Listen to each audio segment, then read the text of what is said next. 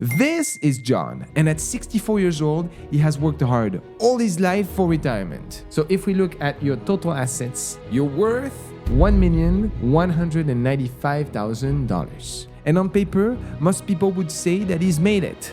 But to him, something just doesn't feel right. I kept thinking when I have money, I'll be happy, but I'm not. Money makes things easier, but it doesn't make you happy. Most of you watching thrive towards building the right financial foundations. But what happens next when you already have it?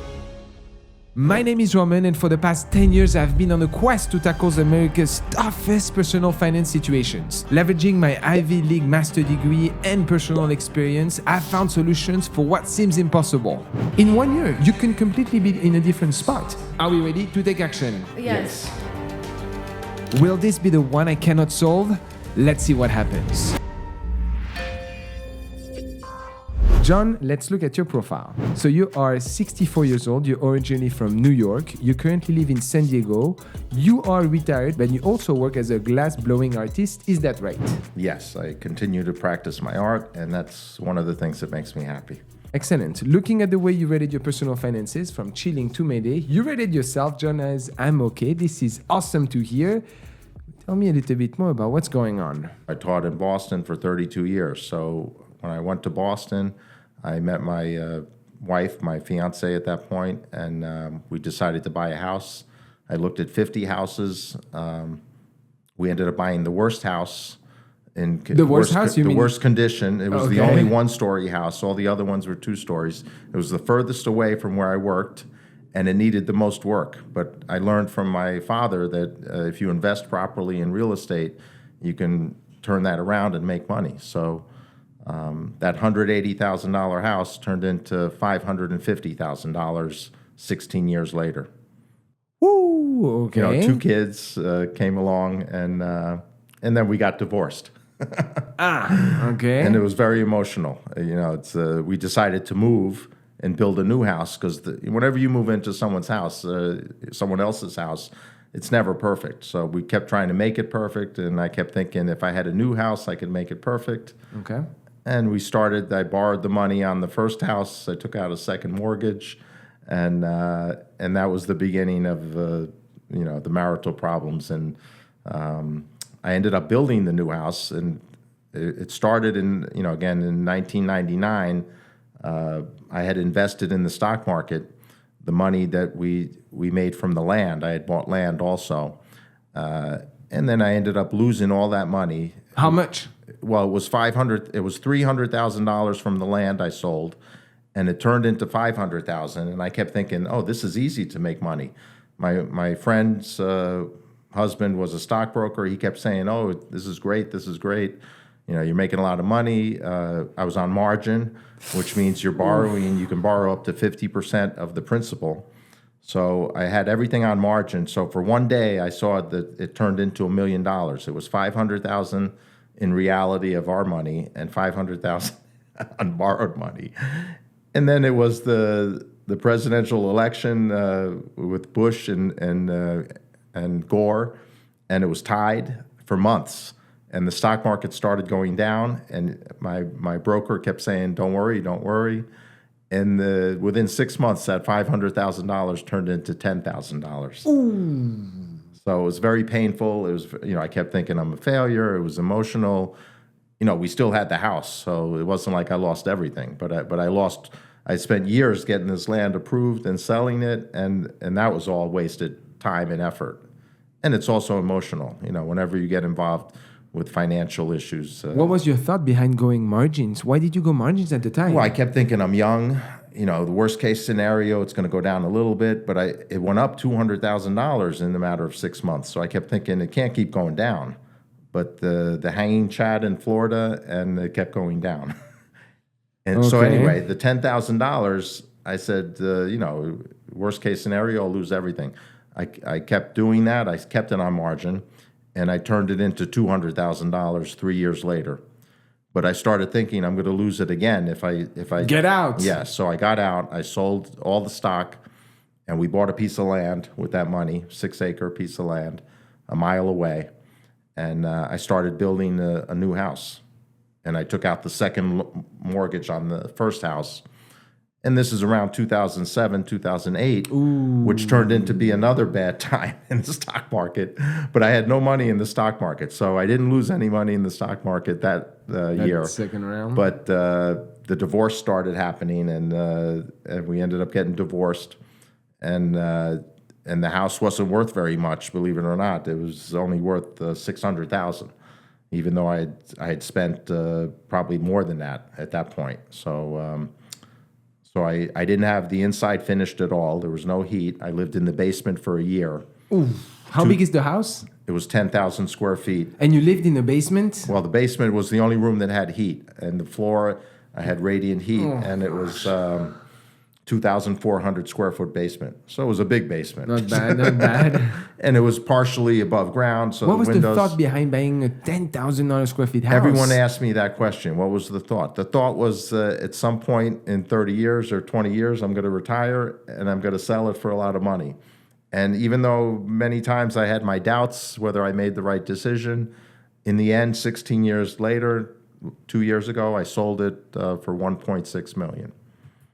Ooh, okay. And the divorce worked in my favor because the economy was so bad that I ended up getting the house for certain, not a lot of money. Like 1.6 million, pretty much like all cash for you, or did you have a loan on it? No, what was the circumstance? I still had a mortgage, and to get the mortgage was very difficult. Again, when I was building the house, one of the considerations was how much is it going to cost to maintain it. Once it's actually built, the utilities were expensive to heat the house.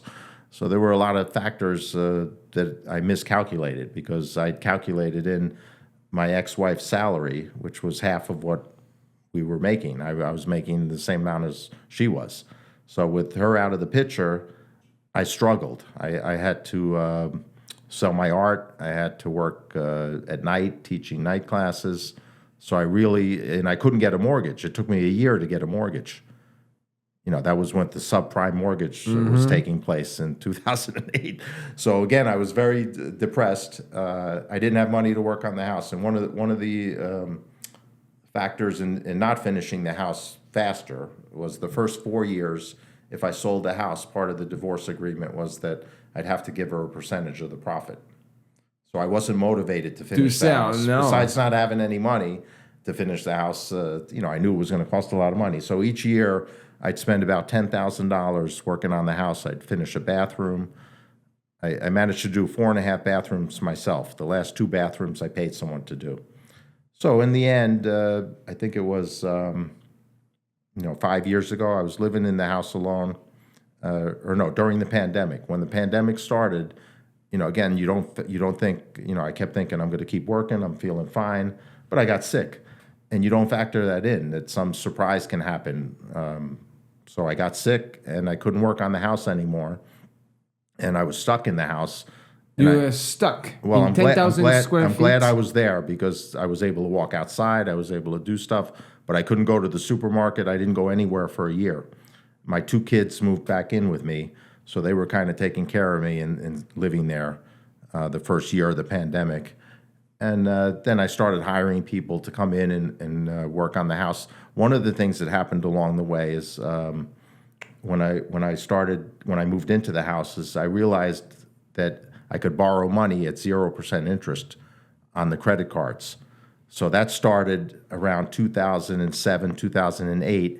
And it went on for over 10 years. I kept getting offers. You pay 3 or 4%. So I thought it was a good deal. I was leveraging the money in my good credit score. I don't know what my credit score was at that point, but now it's over 800. So, okay. But it started that way.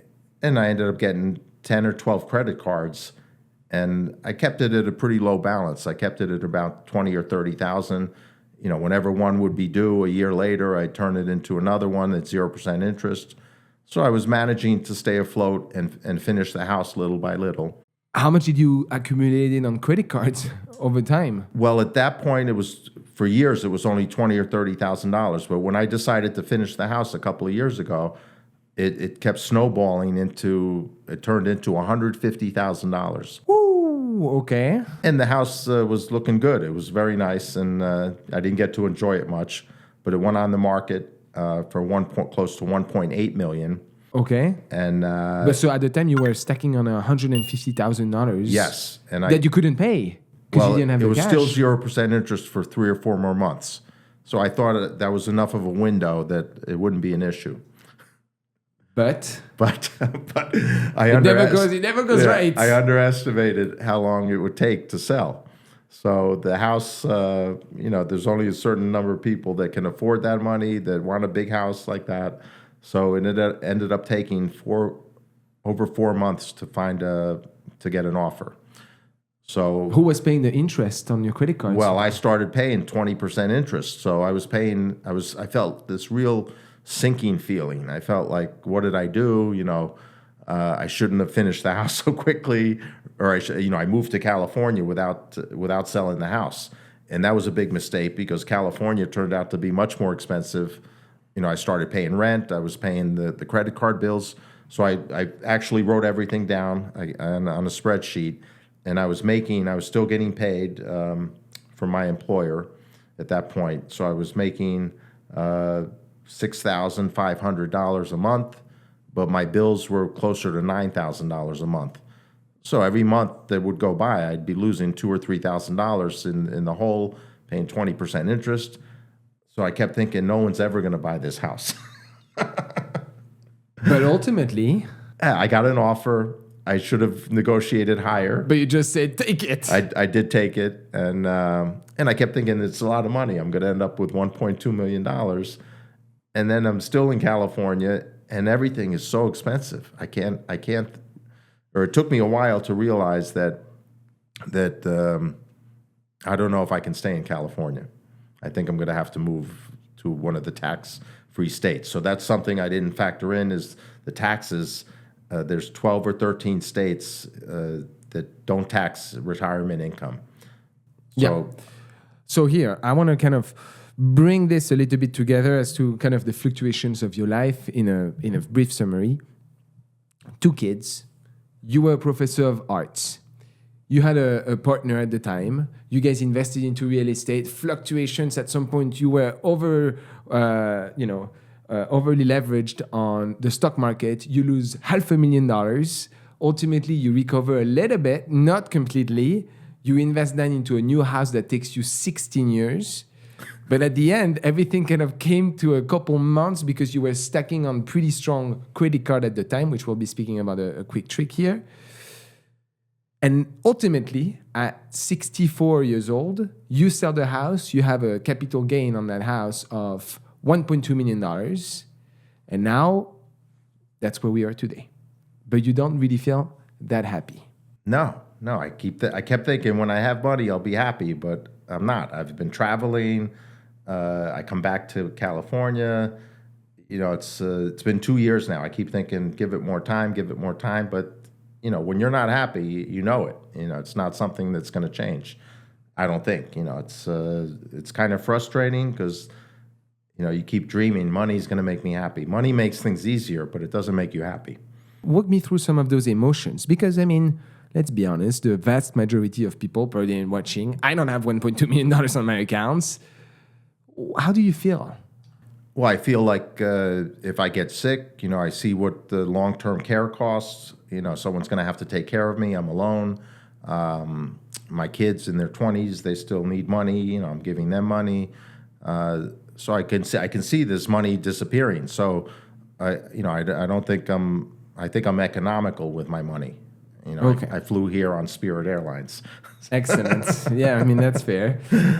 Okay, I want to very briefly here speak a little bit about something that's quite unknown in the world of finance that, again, not many people know about, but it's a little bit more advanced. As we think about the strategy that you were employing with kind of leveraging credit cards at 0% interest to gain pretty much free money debt that ultimately has a cliff, right? Because you are 0.00000%, and at some point the date comes and now it cliffs to 30%, is referred to in finance as capital stacking. Have you heard of that term? I think I've heard of it, but... Capital stacking is a way for potential small business investors or people that need money right away to leverage a system using a small business entity to benefit from credit card offers at 0%. And generally, those loans give you around a year to get back your money together. Now, of course, there are strategies in place to flip that into a new offer so you can continually, borrow at 0% to a certain limit. Because at some point, again, there's going to be that cliff where now the credit card high interest takes place.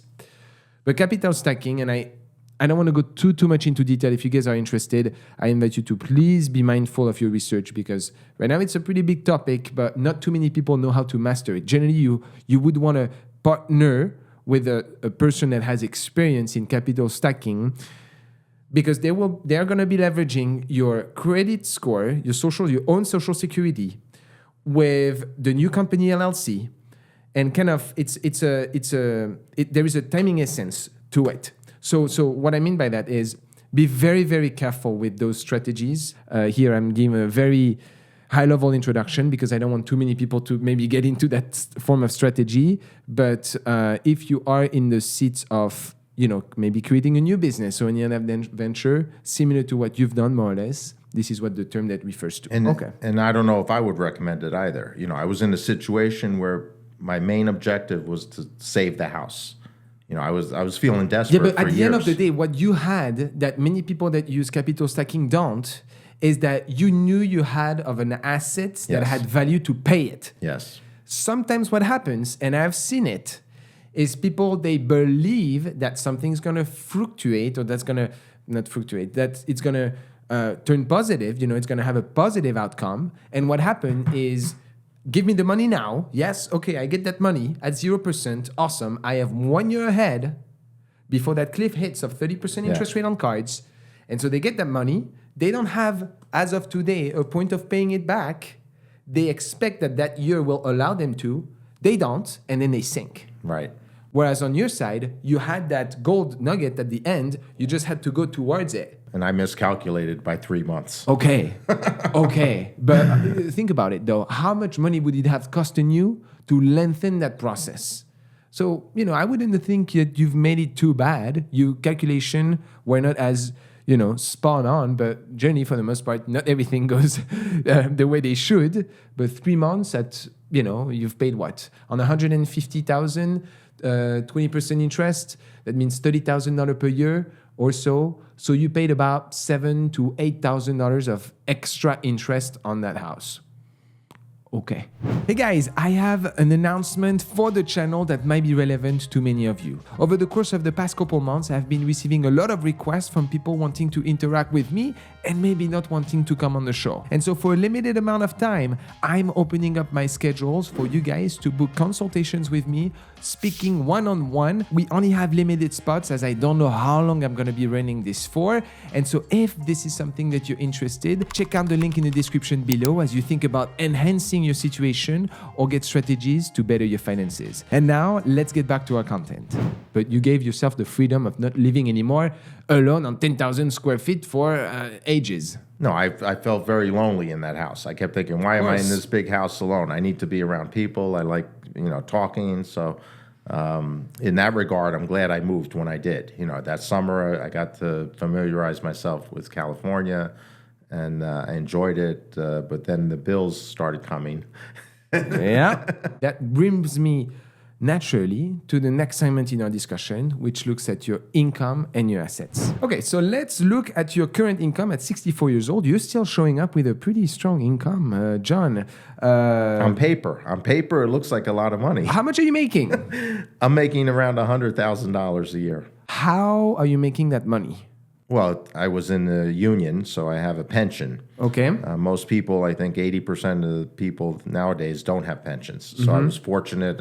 I managed to maintain my job for 32 years in Massachusetts, and I got the pension. How much are you earning of that pension?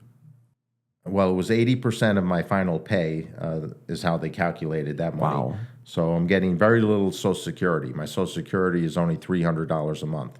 Okay. Because I was paying into the pension. Yep, that's fair. So I'm earning on the pension. One of the factors, again, is the income tax in California is 10%. In the state of California, which, as we both know, does tax you extra on pensions.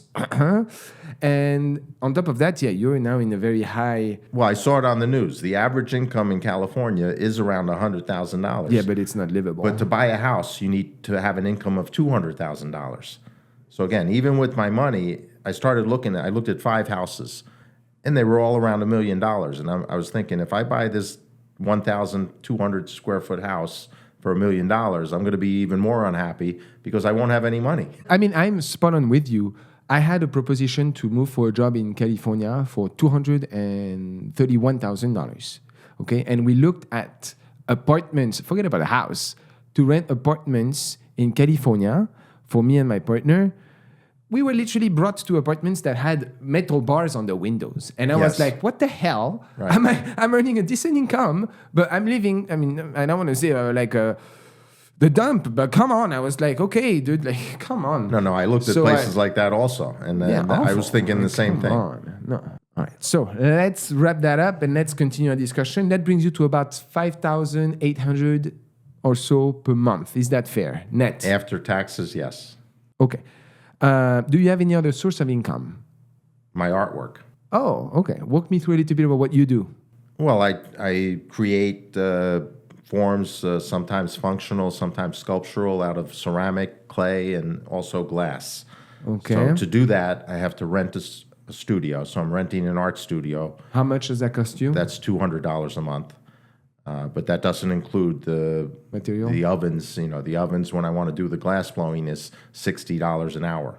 So to spend $60 an hour, that doesn't include the supplies. Really, I'm spending $70 or $80 an hour.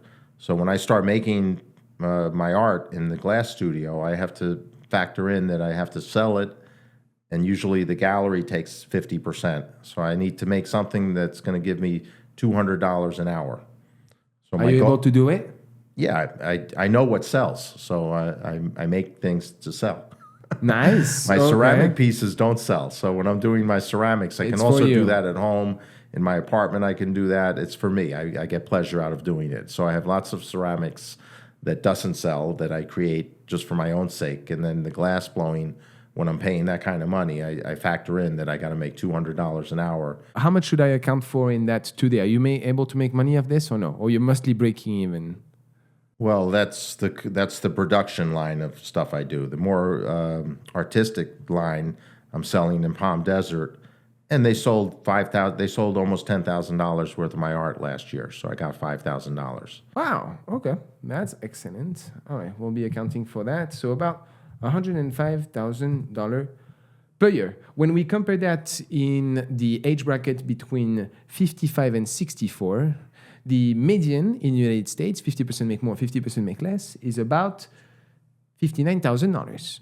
I've seen the numbers, and again, if I want they don't live in California. Neither. Yeah, if I want to live in Pennsylvania, my friends in North Carolina, he says, I'm all set. All right, now let's move on to the exciting section of our discussion. Let's look at your assets. Our friend here has a pretty thoughtful strategy, I would say, with how you invest your money. I pretty much like it, but I think there is some better ways, or maybe things that we could optimize. So let's look at this. Here, you're recording on your checking account a balance of $1,308. Okay. And then you have 3 other accounts. All of them are investments. You have $225,000 in a CD. Okay. You have $402,000 in treasury bills with an expiration of 1 year. I really like that. That gives you about 5% per year or so. Is that right? Yes. And then also you have about $505,000 in stocks. Yes. Okay. So let's think a little bit strategic-wise. Personally, I love treasury bills. Why? Because as a contrast to, let's say, if you had your money invested into a CD or a high-yield saving account, when you think about T-bills, and those are generally contracts that you do with the government, here I'm explaining for the audience, contract that you do with the government for a duration of about 1 year or so, 52 weeks, and they give you a rate that is generally comparable to what you would get from a high-yield saving account. So your money is locked for a year, and it's about 5% or 5.25. I have one T-bills, for example, one contract for X thousand dollars of money, X thousand dollars. And at the end of that expiration date, when it comes, boom, I get 5.25%. Now, if you cash out earlier, you get penalized. And sometimes you don't even get interest on it. So when you go into a T-bill investment, you know that this money, no matter what, is locked for that period. Yes. Now, what's very interesting with treasury bills, and again, those are very safe. They're not going to fluctuate based on the market. The decision is taken when you pick the treasury bill, and it's guaranteed by the government, so you have no risk of losing money. Is that they are exempt from state and local taxes.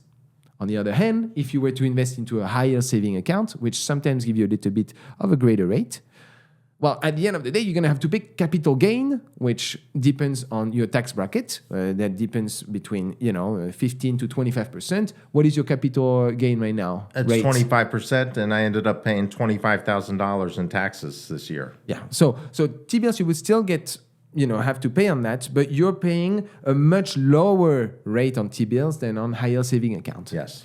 Now, there are two sides to the story, as always. The benefit with potentially going with higher saving account is that if the market continues to grow, and let's say you're getting a 5.5% or 5.75% on a high yield, but you're stuck at 5% on the T-bills, you can't benefit from that bridge. Vice versa, if the market goes down, well, you have a 5% guaranteed and a high yield is at 4.5, you've made the gain. Right. So you're not participating in the fluctuations of the market throughout that year duration. Thing number two is with a higher saving account. At any time today, I cash out my money instantly because interest is generally paid on a monthly basis. So that's kind of that flexibility. In your case, at 64 years old, you don't need that money right now, right away. So putting it in a treasury bill is excellent. Okay, as a contrast to bonds, with those are for much longer durations, which at your age right now, I wouldn't personally recommend any type of long government bonds. I think this is too long of a duration for you to partake into. Okay. Now, when we look at your investments, you are adopting a strategy that is a little bit, I would say, ballsy, because you are picking on your own stocks. Yes. When we look at the performance of the $500,000 and so that you've done year to date, my friend, you're plus 21%. When we compare that against the S&P 500, for example, year to date is up 14.5%. So you've outpaced the market. Now, I've looked into some of your investments. This is no financial advice. Our friend here has a portfolio of about 17 different stocks. A lot of them are technology driven. Okay, you definitely have big winners. Things like NVIDIA or some of the, Facebooks and Amazons of the world, which have been outperforming the market in the recent month.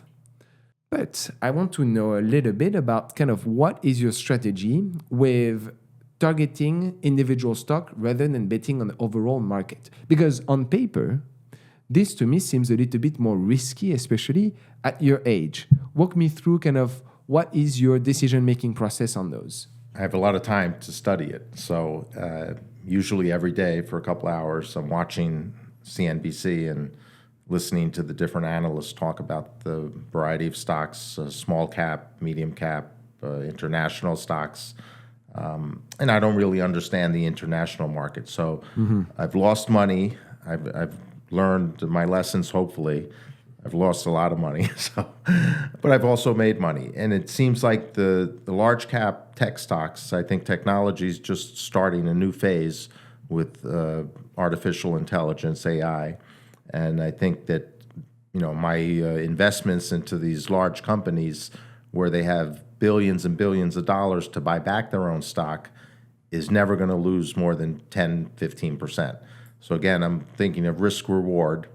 And I'm thinking that these large tech companies are always going to buy back their stock, and there's always going to be a demand for the new technology. So even though I'm not very technology savvy in my own personal life, I think I have the knowledge to know that it's only going to move forward and keep growing.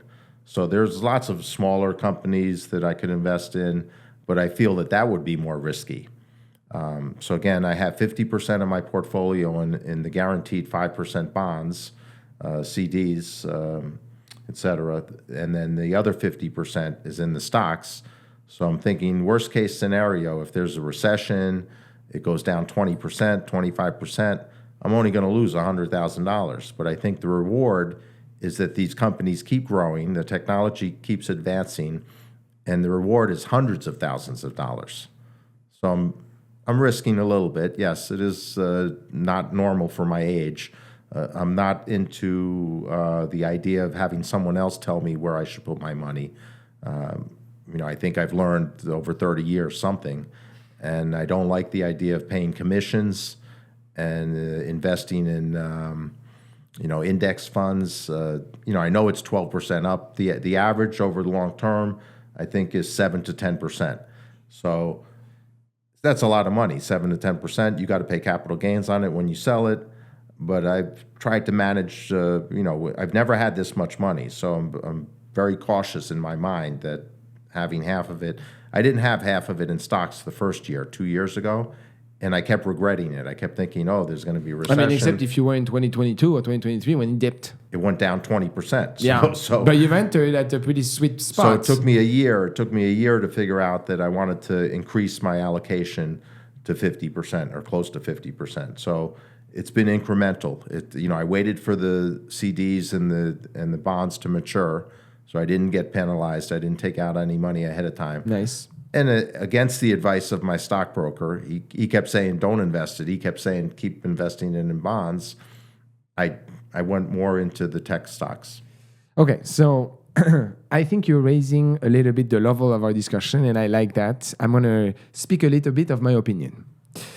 So when we think about the investment strategy here of our friend, again, this is no financial advice here. We are purely speaking of our mind, right? This is our experience. We don't advise anyone to take any of those decisions. This is my personal situation. I'm comfortable with it, and I have the backup money in case something bad happens. Okay, so a couple points here that our friend here has mentioned that are actually very interesting to note. Number one, when we look at the portfolio that you've invested into, it's right. A lot of those companies, pretty much all of them, I think, is or maybe one or two that's not like super high market capitalization, are very large firms, very large corporations that, if something was to arise, have the capabilities using cash or any form of internal debt to what they called buy back some of their stock. And what happens sometimes when companies are seeing their stock dipped, in order to maintain a certain level in the market, the company is going to buy back stock to take out inventory from the market, and that allows to restrict supply.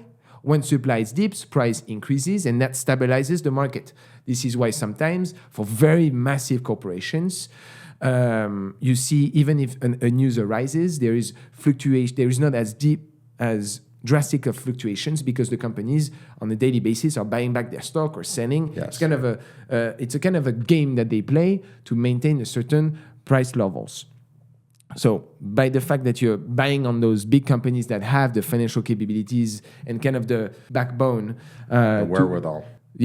To manage that up, this is a smart position. Number two, the type of stocks that you're investing into have proven also to be pretty resilient. Okay, like the Meta, the Amazons of the world, the Bank of America, the Nvidia, and so on. Nvidia has been pumping. I don't think Walmart's going to go out of business anytime soon. That's right. So for the most part, you're playing on safe bets. So what I'm saying here is, if you guys at home have retirement funds, okay, or if you guys have any form of investments, like brokerage type of investments, I'm going to take a personal stand today. I've studied the case. And I personally hate target funds. And what that means, and you've not partake in that, but what a target fund is let's say you have a retirement, okay, with Vanguard, with, Fidelity or any of that. What happens is they say, you're 25 years old. We have a target fund here that is at target 2065. And because of your risk level that you've decided when partaking in that investment, they put you into a target fund that matches that risk, aggressive, less aggressive, or safe. And you're always kind of evolving towards that target fund, which is your retirement age generally. Now, what's going on with target funds is generally they underperform the market, okay? And second, they take a freaking fee on top of that. Whereas if, as an active investors of your portfolio and of your retirement, you go and yes, you take the time. Yes, it's painful, but trust me, it's going to be much more rewarding. And invest into not individual stocks. Personally, I wouldn't recommend that, especially except for an investor that's a little bit more savvy like yourself. But for the general public, into common stocks and ETF like the S&P 500 with VO, the Nasdaq with QQQ, and some of ETF funds, like groups of funds, mutual funds like VTI and VGT with invest into technology stocks. When we think about your stock allocation today, personally, I feel pretty good about it. Okay. I have a little bit of experience, maybe not to the scale of what you have, but your portfolio seems to me fairly balanced for the risk appetite that you have. I keep asking myself, do I have too much in technology? That's kind of what I was thinking, is that you're heavily leveraging on technology. And you know what a massive example of what happened was? I saw it in 1999. Let's go. The dot-com bubble. And that's what I'm scared is we are today at a break, right? We had no internet, then we had internet, and today we have AI, artificial intelligence, ChatGPT, virtual reality, and all of that stuff that have been booming for the past 3 years. If you look at any stocks that had AI attached to it and so on, they had a premium of 30% on the stock just because they had AI in their name. I don't want it to be the .com at 64 years old. No. You don't want to have it. And even though I keep saying I'm too much, I'm selling non-technology stocks and putting more, again, NVIDIA. I kept thinking it's too late. And now I'm thinking I should sell it. And you're saying don't sell it, but I like NVIDIA. Well, that's my take, guys. I like NVIDIA. How about Royal Caribbean? Yes, those are pretty. Are not going to go out of business. No, those are pretty established. Although, if you would look at them during the COVID, they were not shining. Huh? Well, that's the thing is you can't predict something like that. Yeah. If something like that happened again, they would go down for sure. Again, no financial advice. Personally, I do like NVIDIA because So I look at finance research all day long, all the time. Again, that's my passion. And when you look at some of the recent reports that they've mentioned, they are years ahead of the second in the industry. Yes. And it's an ever-growing and demanding sector. And that's something that over the years I've learned is I used to think, I can't afford it to buy the best. I'll buy the second best at a discount. And now I feel like you should buy the best. Yeah, especially they just fractioned their share not too long ago. I do like them. That's all I will say. I'm not saying, guys, go too heavy, right? Okay. But I'm saying maybe do partake a little bit in the environment. I personally like what I'm seeing on this. Again, no financial advice. This is kind of from personal research. Now, I have a question for you. Yes. With you being so heavily invested into technology stocks, how come you're not investing into any crypto? My son has tried to get me to invest in crypto. I don't see that as a tangible, even though I hear them talk about it every day. I just don't see it as gold. I don't see it as a commodity, even though they compare it to that. There's a limited supply. There's demand. You spoke about that. They just went on... got it approved for ETFs, I believe. Yep. So that's Ethereum increased the demand. People are putting in smaller amounts. I don't believe in that. I believe, again, it's my personal belief, but I'm in the camp that doesn't consider it a real asset, even though it keeps going up. Yeah. So I am personally optimistic about crypto, personally. In fact, myself, I have about 10% of my investment allocated to big cryptocurrencies, Bitcoin and Ethereum. That's it. If you were 40 years old, I would say, oh man, you need to get your game into it. Right. At 64, it's such a heavily, fluctuated market. I would still want for you to have just a little bit of skin in the game. All of the analysts I've listened to say 1 or 2% would give you some. I was going to say like 3%. 3%, especially with the amounts that you're working with, you can get some pretty good outcomes from it. You just get a little bit of skin in the game. I would forget about all the shit coins, Meepcoin, Dogecoin, Shiba Inu, all of that crap. Okay, this is cool when you're 20 years old and you want to put a YOLO bet, as they say. But in your case, I would get just a little bit of skin in the game. I don't think you have much to lose on this. But again, using the mentality that you were in, risk reward is worth it. Is worth it. And no matter at what time you invest, by the way. So, here we're not looking for an investment that you're going to dip in 2 to 3 weeks. We're looking at quite years, right? Yes.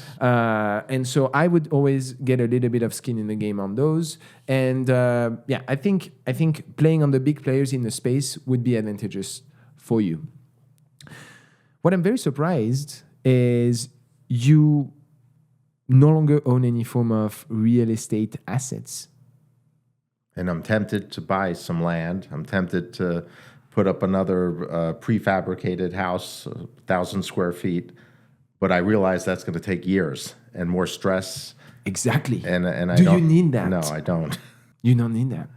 Like that's the nice thing about your situation is, for the most part, you're all cash. And what does that give you is an incredible amount of freedom. Yes. And together, now if we look now at your current total assets, combining everything today. Oh, I'm sorry, I forgot to ask. Do you own a car? Yes. Okay. What car do you drive? An Audi. Okay. Do you own any money on it? No. Okay. Let me just... I've leased cars in the past, and that's another thing that reminds me of I don't own it. It's like renting an apartment. And after you leave, you have nothing. So the car has a certain value, no matter, even when it gets older. And I don't have the monthly payments. And since I bought the car, the monthly payments on cars have gone up a lot. What year is your car? It's a 2016. You bought it new or used? Used. Very nice. When did you buy it? A year and a half ago.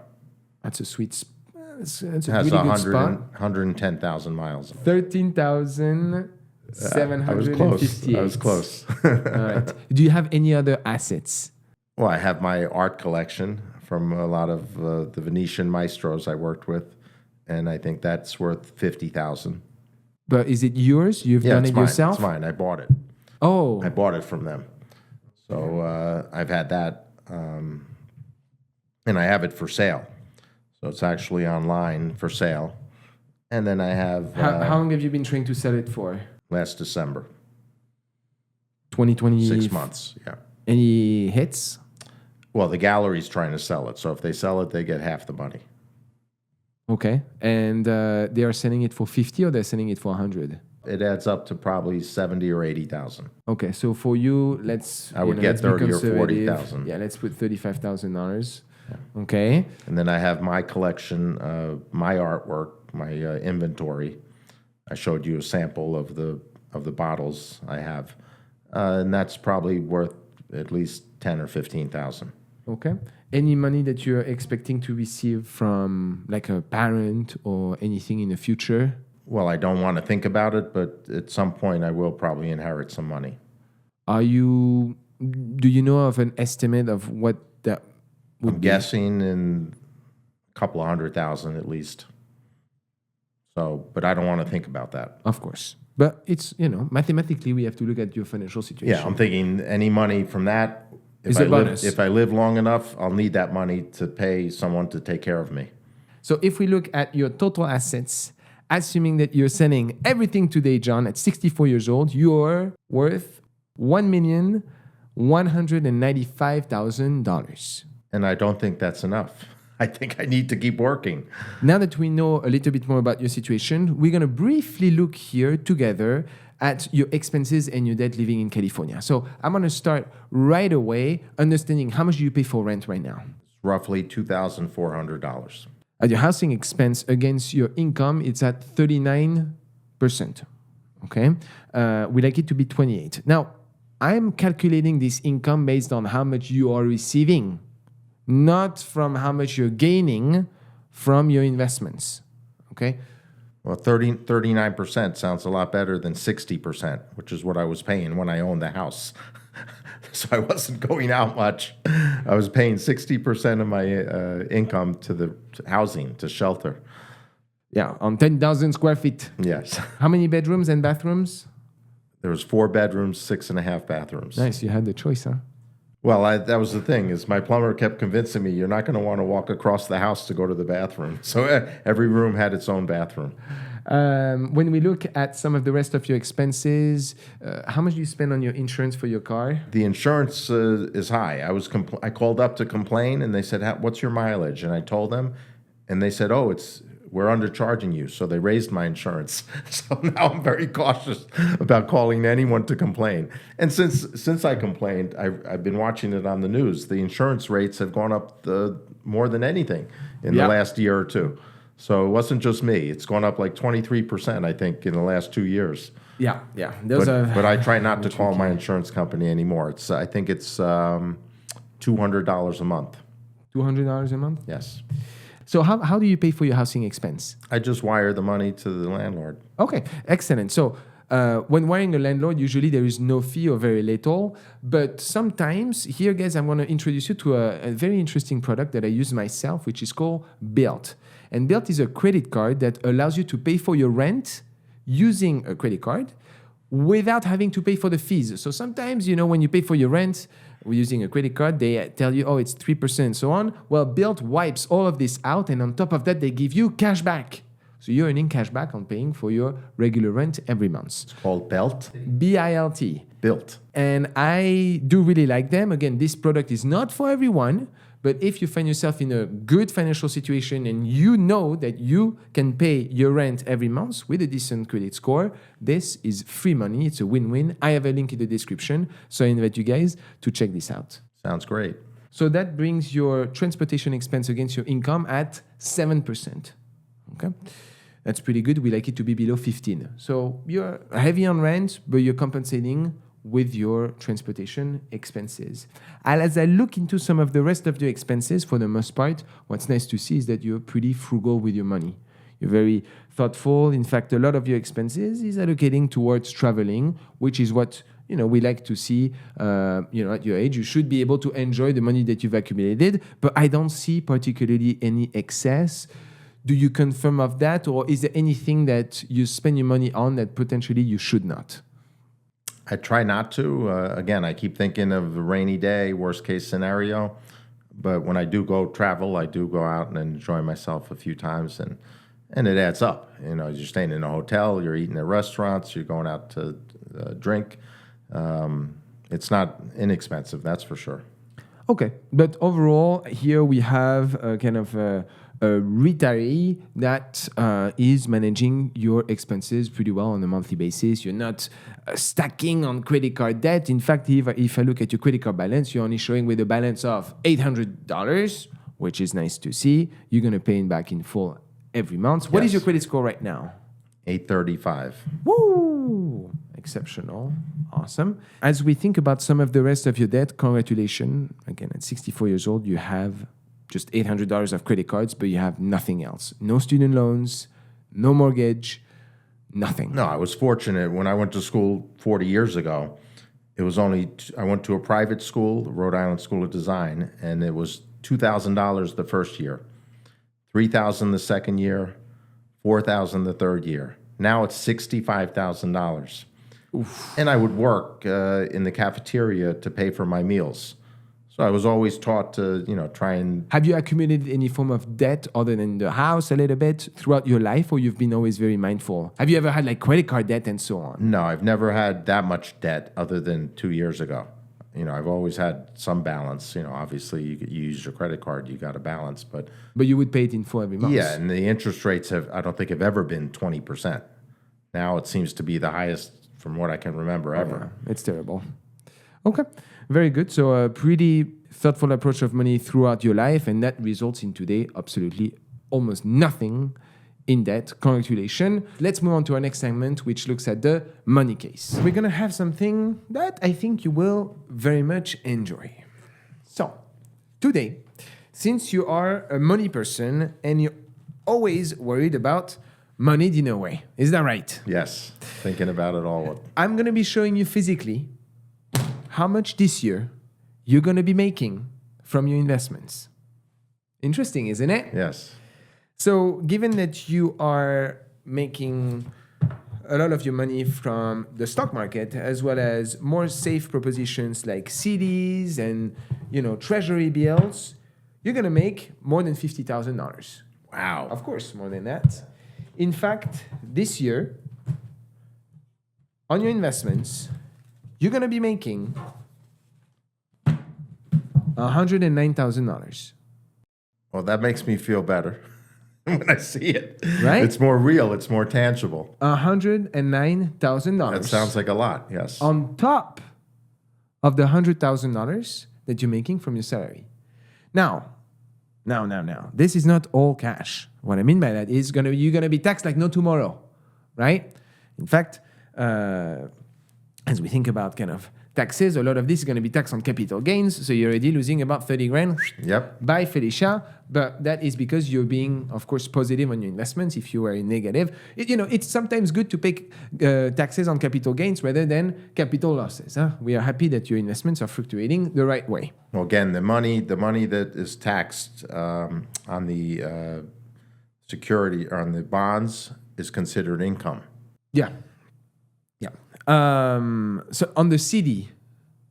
And on the CD, yes. Yeah, but on the treasury bills, I believe that you're still considered capital gain. Okay, because the first year when I had all the money in the CDs, it's income. I did pay a lot of it in income. Yeah. Yes. All right. Now, something that I think you're gonna enjoy very much. I like that. I like your briefcase and the money. Now let's chat together at something a little bit more fun. So you have 2 children. Yes. That are costing you quite a bit of money. Still. How old are they? My daughter's 26 and my son is 29. Okay. And I think I read somewhere that to raise them from 0 to 18 was $200,000 to $250,000. Yeah, I've read before college. It's around like 170 or so. Yeah, so that's crazy. So again, yeah, just to break even, paying the mortgage, paying the food, being married and raising kids costs millions. Yeah, when you think about in the United States, that's a very expensive. But isn't it also kind of life in a way? I love them, right? and hopefully they'll take care of me at some point. Now, some, celebrities, sometimes they don't leave money to their inheritance. But on your case, I mean, if we look at the life expectancy in the United States, and let's be, hopeful, we're going to put yourself at around 91 years old, okay? That's a decent age. That gives you 28 more years. How much would you like to give to your kids as a legacy? I would like to leave them each half of $1 million. So $1 million total? Yes. Okay. So assuming that we maintain a fairly similar strategy as you have today, 50% into more safe assets, 50% in the stock market, but returning about 10% a year, okay? I'm going to account for fluctuations. You're not every year going to make plus 20% in the first 6 months of the year, let's be honest. You can withdraw money starting today from that account to the rhythm of $74,800. If every year, starting today, you maintain your investments, but you withdraw $74,000 or $75,000 per year, by the time you're 91 years old, you will be able to leave to your kids $1 million. Well, that sounds like I'm better off than I keep thinking I am. Yeah. That's assuming the positions that you maintain today. And that means, though, that if we think about when you're telling me, oh, I feel poor, today, assuming you don't do anything else, you maintain your pension, you maintain your social security, and you want to leave a $1 million legacy to your children, you can live off $175,000. Now, you're going to tell me, yes, $175,000 in today dollars is good. In 20 years, it may not be the case. And that's also continuing to rent and not buy anything. Right. I mean, sometimes buying and renting is not buying is not the best decision. Huh? I mean, I have other videos where I have into that.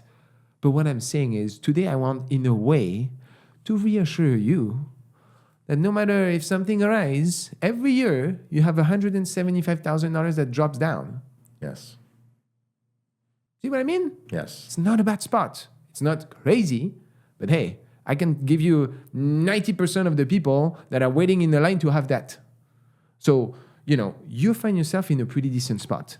But now we're going to be thinking together about how potentially could I open your eyes to different options that may exist for you as we think about your financial position. In order for me to understand precisely how I want to structure my recommendations, I want to ask you, number one, a simple question. What do you like to do in life? I ask myself that question every day. Is what am I really going to enjoy? I kept thinking being by the beach, being in a warm climate. I need to be in a warm climate for health reasons. So I've always loved the beach, and I feel at one when I'm near the ocean. So not just near a lake, near a river. I want to be near the ocean, which is usually more expensive. Yeah, those are prime locations. And so today, how do you feel your days? I go on the beach with my metal detector. Oh, gosh. Oh, gosh. I'm one of those, yes. You're one of those, okay. Yes. How long have you been doing this for? Well, I was walking on the beach 2 years ago near LA. I was in Seal Beach, and I'd see people with the metal detector. I'd be picking up garbage. I'm an environmentalist also, so I went there with my bag. I'm picking up garbage, and I said, oh, maybe if I was walking with a metal detector, I could do two things at once. So I ended up investing $500 into the metal detecting machine and the scoop. So I figured I'd get exercise also. So usually 3 or 4 days a week, I'll walk on the beach. With the headset? Well, I haven't put on the headsets yet, and I think that's probably why I'm not finding as much as some of the other people. Because I like the sound of the ocean, but if you're too close to the ocean, you need the earphones. Headsets. So what have you found? Well, I found some very interesting objects. I found anything of value? 16 rings so far.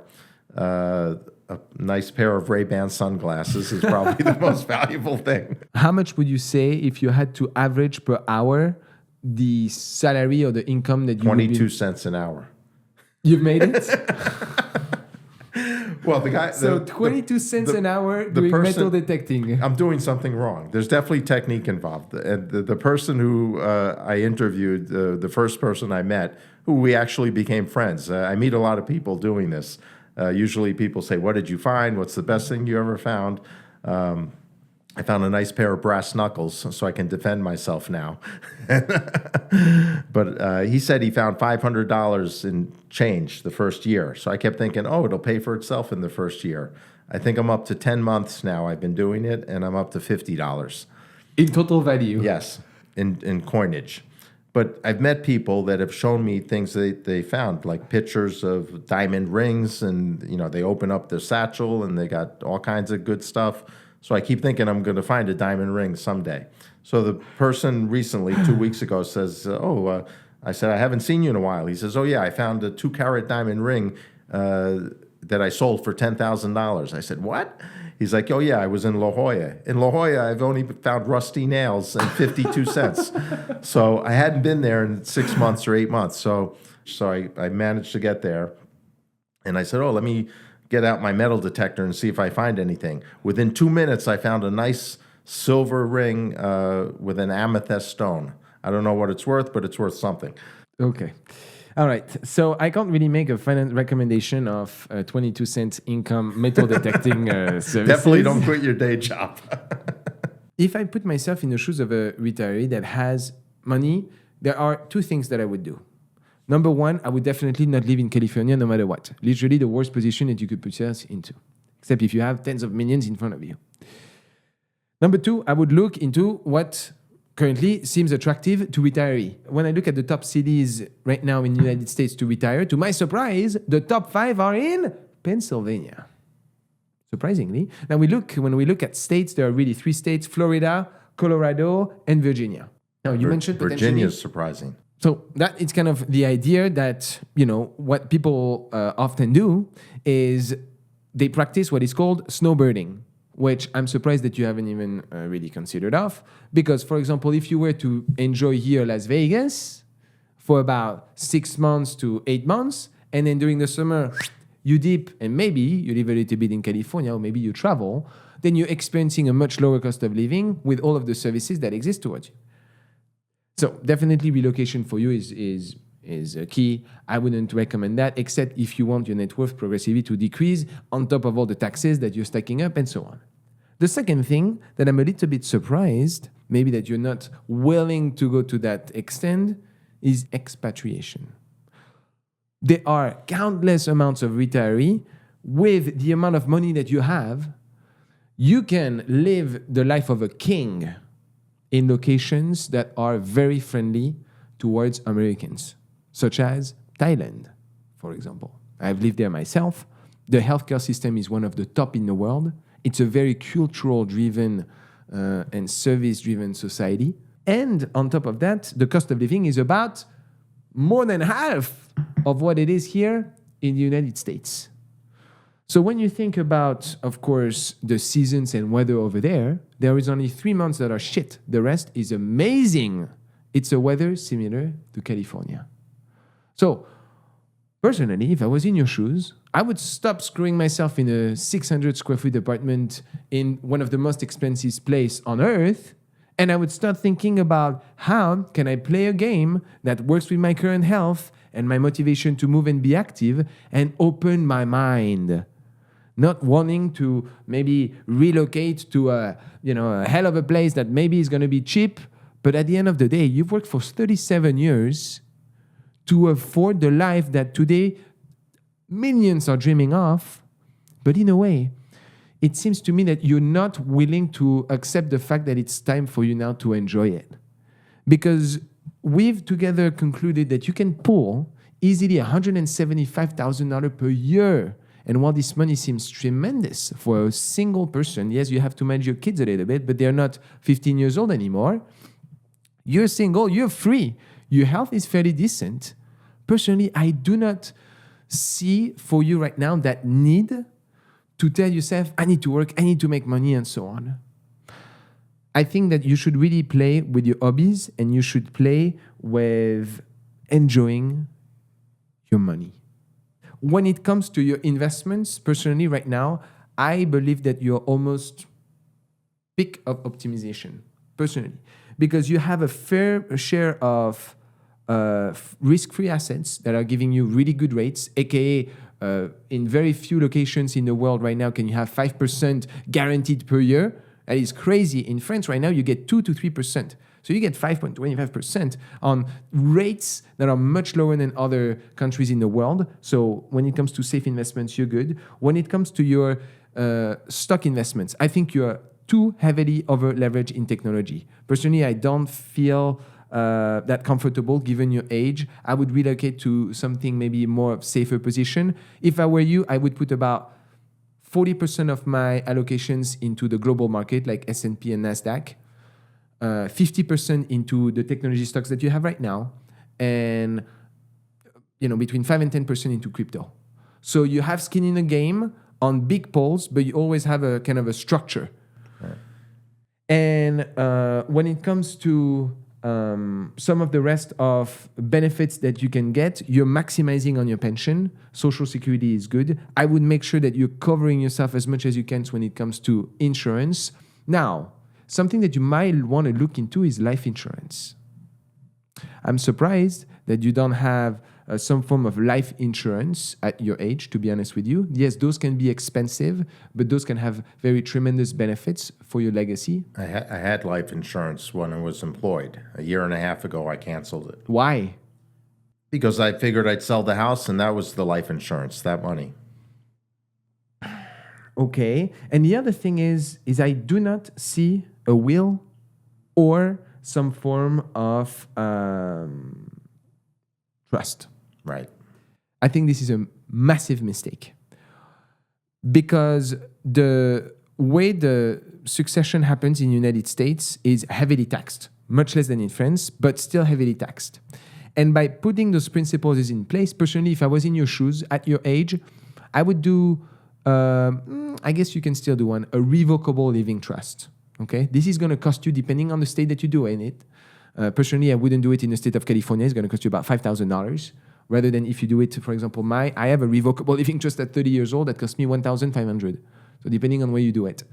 And by doing that, what you're creating is a way for your children to have access to information right away without having to pay for the court system to investigate on that. And sometimes it can run to double-digit percentages. So that's tens of thousands, if not hundreds of thousands, that are wasted on attorney fees, whereas you can today invest $2,000, $3,000, $4,000, maybe $5,000 into building a real strong estate planning so that your legacy for your children at some point becomes as smooth as possible. I looked into the trust and the will, and I met with 2 different lawyers and got a lot of information. And my mindset and my thinking has changed over the past 2 years. What has it changed to? It's changed to thinking I want a trust and not just a will. Yeah. Because I think I need to Living trust. allocate the money a certain way, so that it lasts, longer, and my kids get to enjoy it and use it, at a certain rate. And when you think about a trust, you can also include personal assets in those. And that's what's the nice thing about it. Is people think that trust, it's just sometimes a company or so on. No, you can integrate your car into a trust if you even want that. And I think they wanted $4,000 in California. Yeah, that's the average price there. But again, I'm paying $1,500 here in Las Vegas for something that is top level. And by the way, FYI, something as a fun fact, when you have a trust document, what you want to do is you buy a safe that is waterproof and fireproof in your home, and you always maintain those documents with you. The other thing is, absolutely no way right now I would want you to invest into real estate. I think you are in a tremendous position where all of your assets are almost liquid cash, which is amazing. Some people are stuck with freaking assets that they can't sell, that they have to sell at a bargain. And personally, I wouldn't bother myself with any of that worries and I can go stress to level all of that. No. Go to one of the tax-free states and rent and still have the $175,000. That's the numbers that I want you to live with. And when we look at your expenses, you're spending much less than that, and you can enjoy your life, your reward. You don't have to stress so much about money and really push on your hobbies. Honestly, today, if I was to think about your position, assuming that your health is good, you're chilling. You've made it. Maybe not to the level at which you can afford a penthouse or a $10,000 square feet house, but you can very well enjoy the rest of your life, even if you don't want to really work into it, in a way that you're going to be comfortable and you will still have sufficient income to face any medical difficulties. So that's a little bit my assessment on your case. I think for the most part, you've done already so much of the legwork here that I can't really push crazy optimization. But that's kind of what I would look if I was in your shoes. Well, I appreciate that expert advice. Again, I listen to a lot of people, so I think about it a lot. It's one good thing about being retired is you have a lot of time to think about things. So while I'm walking on the beach, I'm thinking about this kind of stuff. I'm impressed with your analogy, your quick summarizing of my situation, because I think you're pretty close. Is there any final words that you would want to say to kind of wrap up our discussion together? I just think everything in your life affects you financially. All these little decisions you're making along the way turn into huge decisions, because a lot of times you can't go back and change them. So, I try and tell my kids or teach my kids that, you're making a decision that might last forever. It's not just it's a superficial decision that's not going to influence anything. So I'm very contemplative about everything now, and I keep thinking, was it worth it? And part of me says no. It's like my whole life is now behind me. Yeah, but look, you should be, honestly, in a way, yes, you're not the top 1%er. No. But you can tell yourself, hey, I've made it. I've made it to the top 10%. But yeah. But still, it's I think just the way I was brought up is, to not be satisfied. You're always striving for something. So I think it's important to have goals. So I think, my goals, I don't know what my goals are, or I didn't know what my goals are. So that's, I think, coming here today, you're making me look at things a little differently, open my eyes and think, enjoy myself more and not beat myself up about, not making $500,000 and living in California, because I don't think that's going to happen. Yeah. I think the 600 square foot apartment has made me realize that I shouldn't be living this way, that I was living 30 years ago like this. I can go to another state, rent a house for the same amount of money. Or outside of the United States. I want to encourage you to do that. Yes. As we finalize our discussion, I want to give you something. And, you were mentioning that you were a coin collector. Yes. What I would want to offer you today is one that is similar. They come in those small packages like this. And this is kind of a representation of the discussion that we had today. And that this potentially gives you, hope and courage that you're going to take the right next step. So this is for you. I will offer it for you. Thank you very much, John, for coming on the show. It was a pleasure to have you. Thank you for walking us through such an incredible story. Guys, we encourage you to check out our other videos. Until then, we see you in the next video. À bientôt.